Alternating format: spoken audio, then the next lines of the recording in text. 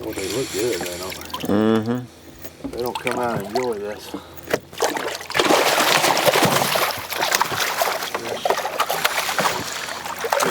Nice, healthy fish. Thick. See how thick they are down the backs. That's a chunk there.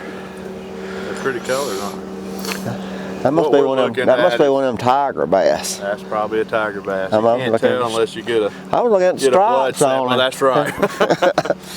We put some Florida bass and some F1 tiger bass in here from initial start to get the growth potential of the Florida bass and the aggressive tendencies of the F1, which is a cross between a northern strain and a Florida strain. But something that people, when they want to shock their lake, you know, obviously they go out there and say, hey, you know, well, you didn't shock my big fish. You know, I want to see the biggest fish in there. You're not going. It's a sampling tool, so what we're trying to get is a population as a whole.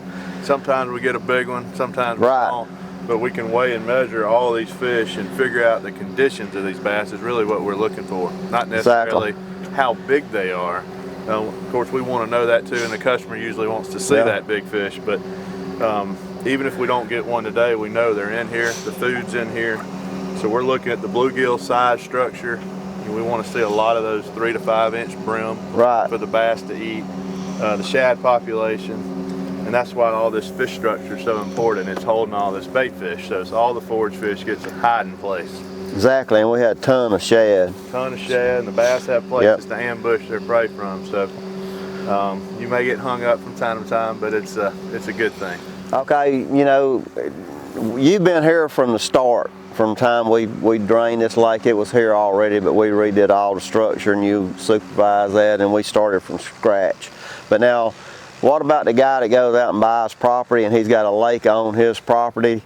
He needs to call somebody like you, or I mean, what's the first step? Well, that's the best way. I mean, if the guy could go in and get initial consult, electrofish the lake, see what his fish population is doing, and during that initial consult and electrofishing evaluation, we check the water, we check for aquatic weeds to figure out where he needs to go, and that will give him a base to go forward what he needs to do. If not, he's just guessing at it.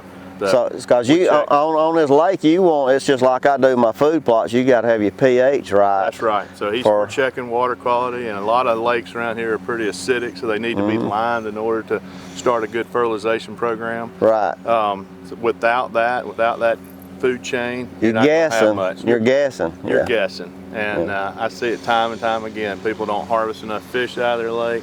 They don't take care of the water quality, and therefore the fish are going to suffer. So getting it shocked would be the #1 thing to do in the fall and spring. That way he can get a good plan moving forward on what he needs to do. I got you.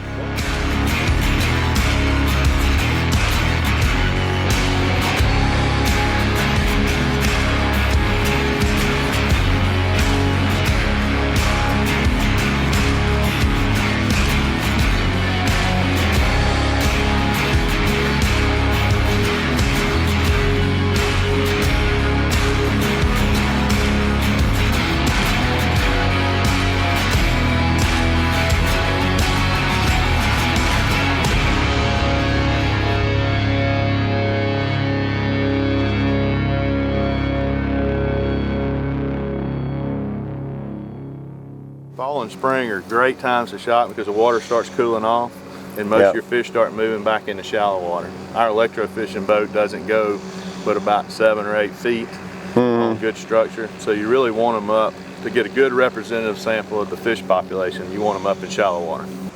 You know, we hit on structure, you know, and obviously we have got it in this lake, you know.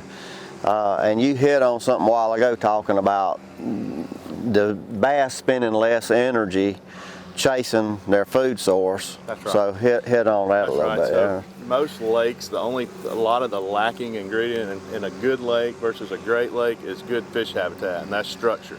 So these bigger fish, once they get up to 5 pounds, they're going to need to be on a piece of structure, hunkering down, feeding efficiently, not expending those calories if you want them to get to that trophy size.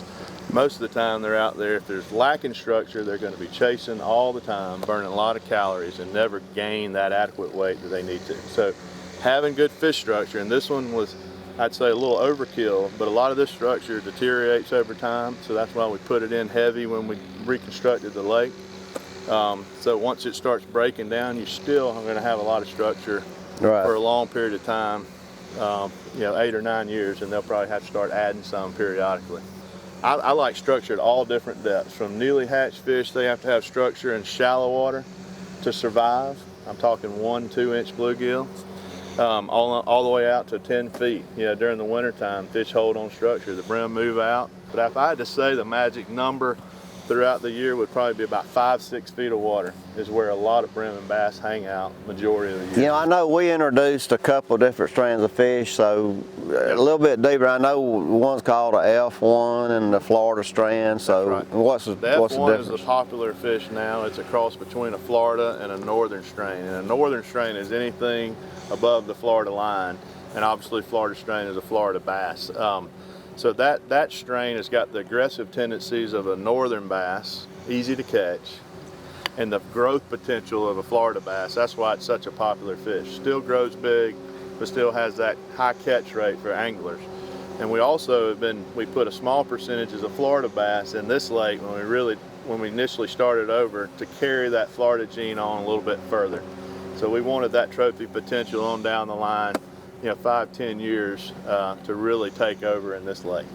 A lot of people just think, bam, I got the fish out there, heck, we'll just go fish. But I mean, it's really just like you trying to manage for your deer. If you're planting food plots and you're protein feeding them, I mean, you gotta keep those food plots up. You gotta check that pH, get that balance right. You're gonna fertilize them.